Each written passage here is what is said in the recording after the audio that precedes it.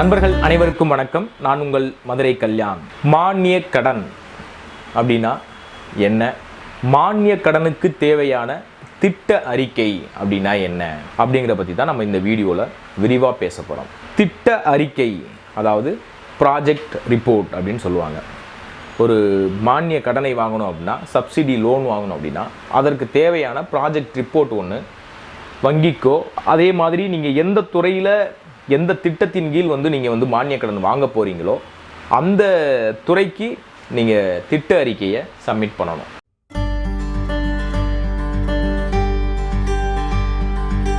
அப்படிப்பட்ட அந்த திட்ட அறிக்கை அப்படின்னா என்ன? அந்த திட்ட அறிக்கையை எப்படி பெற முடியும்? இல்லை திட்ட அறிக்கையை நாம் தயாரிக்க முடியுமா? நம்மளே தயாரித்து திட்ட அறிக்கையை கொடுக்கலாமா? அப்படிங்கிறத பற்றி தான் நம்ம இந்த வீடியோவில் பேச போகிறோம். முதல்ல மானிய கடன் அப்படின்னா என்ன அப்படின்னு தெரிஞ்சுக்கலாம். மானிய கடன் அப்படிங்கிறது மாநில அரசாக இருந்தாலும் சரி, ஒன்றிய அரசாக இருந்தாலும் சரி, மக்கள் தொழில் தொடங்கி அவர்களுடைய வாழ்க்கையில் பொருளாதாரத்தில் உயர்வதற்காக குறைந்தபட்ச பங்களிப்பாக ஒரு குறிப்பிட்ட சதவிகிதத்தை தொழில் தொடங்குவதற்காக அரசு கொடுக்கக்கூடிய அந்த தொகை தான் மானியம் அப்படின்னு சொல்லி சொல்கிறோம். பல்வேறு மானியங்கள் இருக்கிறது. நிலங்களில் பல மானியங்கள் இருக்கிறது. அது மாதிரி இலவசமாக கொடுப்பதற்கு மானியம் அப்படின்னு சொல்லி சொல்கிறாங்க. ஒரு தொழிலை தொடங்குவதற்கு கண்டிப்பாக முதலீடு இருக்கணும். அப்படிப்பட்ட அந்த முதலீடை ஒரு தனிநபரால் ஏழை எளிய மக்களாகிய ரொம்ப வறுமை கோட்டிற்கு கீழ் வாழக்கூடிய மக்கள் தொழிலை தொடங்குவதற்கு முதலீடு மிகப்பெரிய சவாலாக இருக்கிறது. அப்படிப்பட்ட சவால்களை எதிர்கொண்டு அரசு அந்த தொழிலை தொடங்குவதற்கு ஒரு உதவியாக ஒரு தொகையை கொடுத்து, அந்த தொகையை வைத்து நீங்கள் இந்த தொழிலை தொடங்கலாம் அப்படிங்கிறத உறுதிப்படுத்தி உங்களுக்கு வழங்குவதற்கு பேர் தான் மானியம் அப்படின்னு சொல்லி சொல்கிறோம். இப்போ பல்வேறு திட்டங்கள் ஏற்கனவே அரசு அறிவிப்பு செய்து, மாநில அரசாக இருந்தாலும் சரி, ஒன்றிய அரசாக இருந்தாலும் சரி, பல்வேறு மானிய கடன்களை வழங்கி வருகின்றது. அப்படிப்பட்ட மானிய கடன்களில் விண்ணப்பம் செய்வதற்கு ஆவணங்கள் தேவைப்படுகிறது. அது நம்ம பல வீடியோக்களில் சொல்லியிருக்கிறோம்.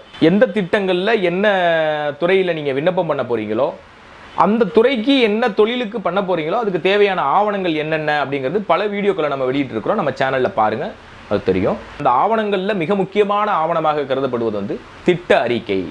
அந்த திட்ட அறிக்கையை பற்றி தான் நம்ம இந்த வீடியோவில் சொல்லிக்கிட்டு இருக்கிறோம். திட்ட அறிக்கை என்பது நீங்கள் என்ன தொழில் செய்ய போகிறதாக இருந்தாலும் சரி, பால் மாடு வாங்கி வளர்க்கக்கூடிய தொழிலாக இருந்தாலும் சரி, அல்லது வாகனம் வாங்கி டிராவல்ஸ் லோடு வண்டி இது மாதிரியான தொழிலை செய்வதாக இருந்தாலும் சரி, அல்லது ஒரு பெரிய நிறுவனத்தை, ஒரு கார்மெண்ட்ஸ் நிறுவனமோ, அல்லது வேற ஏதாவது ஒரு டெக்ஸ்டைல் சென்டரோ, அல்லது ஒரு ஷாப்பிங் மாலோ, அல்லது ஹோட்டலோ, இந்த மாதிரியான தொழில்களை எல்லாம் தொடங்குவதற்கு அரசு மானிய கடன்களை வழங்கி வருகிறது. அந்த மானிய கடன்களை வழங்குவதற்கு திட்ட அறிக்கை ஒன்று தேவைப்படுகிறது. அப்போது நீங்கள் என்ன தொழிலை செய்ய போகிறீங்களோ அந்த தொழிலுக்கு தேவையான பொருட்களை, மெஷினாக இருக்கலாம், மெட்டீரியலாக இருக்கலாம், பயன்படுத்தக்கூடிய ஃபர்னிச்சர் ஐட்டமாக இருக்கலாம், இப்படிப்பட்ட அந்த பொருட்களை எல்லாம், மெஷின் மெட்டீரியல்களை வாங்குவதற்கு, அந்த தொழிலை செய்வதற்கு தேவையான ஒரு கொட்டேஷன் வாங்குவீங்க. அந்த கொட்டேஷனை வாங்கி நீங்கள் செய்யக்கூடிய தொழிலில் ஒரு மாதத்தில், ஒரு நாளில் எவ்வளவு வருமானம் வருகிறது, ஒரு மாதத்தில் எவ்வளவு வருமானம் வருகிறது, ஒரு வருடத்திற்கு எவ்வளவு வருமானம் வருகிறது, அதே மாதிரி ஒரு நாளைக்கு என்ன செலவு வருகிறது, ஒரு மாதத்திற்கு என்ன செலவு வருகிறது, ஒரு வருடத்திற்கு என்ன செலவு வருகிறது அப்படிங்கிற இந்த மாதிரியான குறிப்புகள் எல்லாம் எடுத்து ஒரு திட்ட அறிக்கையாக தயார் பண்ணணும். அதற்கு பேர் தான் திட்ட அறிக்கை. தொழில் செய்யக்கூடிய அந்த தொழிலிருந்து ஏற்படக்கூடிய லாப நஷ்டங்களை ஒரு வரவு செலவு அறிக்கையாக நீங்கள் சமர்ப்பிக்க வேண்டும்.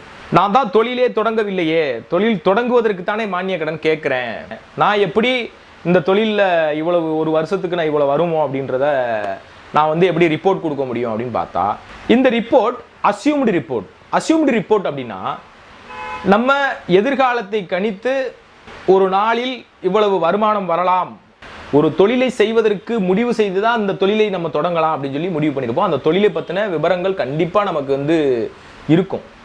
அப்படி விவரம் இருக்கக்கூடிய தொழிலை நீங்கள் தேர்வு பண்ணால் தான் அந்த தொழிலில் நீங்கள் வெற்றி பெறவும் முடியும். அப்படிப்பட்ட தொழிலில் உங்களுக்கு எப்படி வரவு, ஒரு நாளைக்கு இந்த ஒரு சின்ன யூனிட் நம்ம ஏதாவது ஒரு ஆரம்பிக்கிறோம் அப்படின்னா அதுக்கு எவ்வளோ நம்ம மெட்டீரியல் வாங்கி போடுறோமோ, அந்த மெட்டீரியல் வாங்கி போடுறதுல ஒரு நாளைக்கு எவ்வளவு வருமானம் வரும், அந்த ஒரு நாள் வருமானத்தை வைத்து ஒரு மாதத்துக்கு எவ்வளவு வரும், ஒரே மாதிரியான வருமானங்கள் நிலையானதாக இருக்காது, நெகோஷியபிளாக தான் இருக்கும்.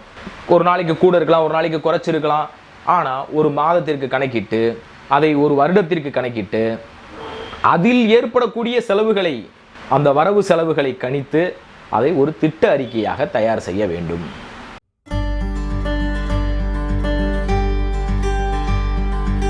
உதாரணமாக ஒரு வாகனம் வாங்குறோம். ஒரு வாகனம் வாங்குவதற்கு அந்த வாகனம் 10 லட்சம் ரூபாய் தேவை அப்படின்னு பார்த்தோம் அப்படின்னா, அந்த 10 லட்சம் ரூபாயை அரசு ஒரு மானியம் கொடுக்கிறது. நம்ம ஏற்கனவே மானியம்னா என்ன அப்படின்னு சொல்லியிருக்கிறோம். மானியமாக ஒரு 30% கொடுக்குறாங்க அப்படின்னு வச்சுக்குவோம். 30% கொடுக்குறாங்க. ஒரு 5% ஓனர்ஸ் கான்ட்ரிபியூஷன், அதாவது முதலீடு செய்யக்கூடிய தொழில் முனைவோருடைய பங்களிப்பு தொகையாக நீங்கள் செலுத்தணும். 5% செலுத்தணும். அடுத்ததாக மீதம் இருக்கக்கூடிய 30 + 5 35 போக மீதம் இருக்கக்கூடிய 65% ஏதாவது ஒரு வங்கியில் கடனாகத்தான் கிடைக்கும். அந்த கடனாக கிடைக்கக்கூடிய அந்த தொகையை பெற்று நம்ம அந்த தொழிலை தொடங்குகிறோம். அப்படிப்பட்ட அந்த தொழிலை தொடங்குகிற போது அதில் ஏற்படக்கூடிய லாப நஷ்டங்களை நம்ம கணக்கிடணும். ஏற்கனவே நம்ம வங்கியில் கடன் வேற வச்சிருக்கிறோம். அந்த கடனை எப்படி நம்ம செலுத்தணும், எவ்வளவு காலத்துக்குள் நம்ம திரும்ப செலுத்த முடியும் அப்படிங்கிறத பற்றின முழுமையான விவரங்களை பற்றி சொல்வது தான் திட்ட அறிக்கை. இந்த திட்ட அறிக்கையை தயாரிப்பது உங்களாலேயே தயாரிக்க முடியும் அப்படின்னா, இப்போ நான் சொல்லியிருக்கிற மெத்தட் தான். இப்போ திட்ட அறிக்கையை பெறுவதற்கு உங்களுடைய ஆதார் அட்டை கட்டாயமாக தேவைப்படும்.